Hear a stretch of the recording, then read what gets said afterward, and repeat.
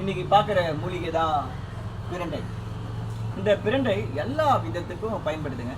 இந்த மூட்டு வலி ஏன் வருது அப்படின்னு சொன்னால், நம்ம முட்டியில் உப்பு வந்து அதில் சேமிச்சிடும்.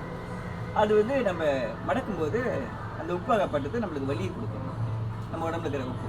அப்போ நீர் பட்டா நீர்லேருந்து உடம்புலேருந்து உப்பு வருதுங்களா, அதே மாதிரி முட்டியில் அந்த உப்பு சத்து வரும். அதனால நமக்கு பிரச்சனை கொடுக்கும். இப்போ நம்ம உதாரணமாக எடுத்துக்க போனால், இந்த வீட்டு வாசலில் கீழ் வச்சுருப்போம். அந்த கீழ் ரொம்ப நாளைக்கு பிறகு என்ன செய்யணும், துருப்பிடிச்சு போயிடும். கொஞ்ச நாளைக்கு சாத்திட்டு வீட்டுக்கு போனால் கர்ற முடுறாணும். அதில் நம்ம எண்ணெய் விட்டால் சரியாயிடும்.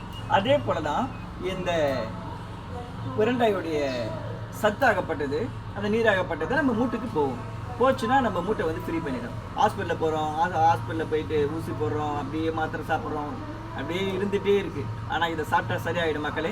அதுக்கும் பிறகு இப்போ அடுத்தது என்ன ஒன்று சொல்ல போகிறேன்னா, இப்போது வசிய மருந்து வச்சு எப்படி அதை செக் பண்ணுறது அப்படின்னு சொன்னால், இதில் நல்லா பார்த்துங்க.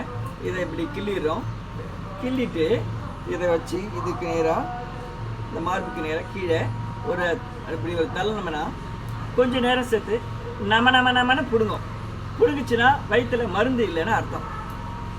பிடுங்காமல் கம்முன்னு இருக்குது அப்படின்னு சொன்னால், இந்த நமைச்சல் இல்லை அப்படின்னு சொன்னால் அவங்களுக்கு மருந்து இருக்குது அர்த்தம் மக்களே. இந்த கையில் ஊற்றுறது, கையில் பற்றி வச்சுக்கலாம், இந்த கையில் ஊற்றுறது, இந்த முருங்கைக்கீரை வச்சு பார்க்குறது, இந்த பாவக்காய் வச்சு பார்க்குறது, பாவசாறு, அதை விட பெஸ்ட்டானது இது.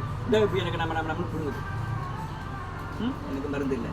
அதே மாதிரி நீங்கள் 2 விதத்துக்கும் இதை உணவாகவும் எடுத்துக்கலாம், இந்த மருந்து கண்டுபிடிக்கிற ஒரு கருவை எடுத்துக்கலாம் மக்களே.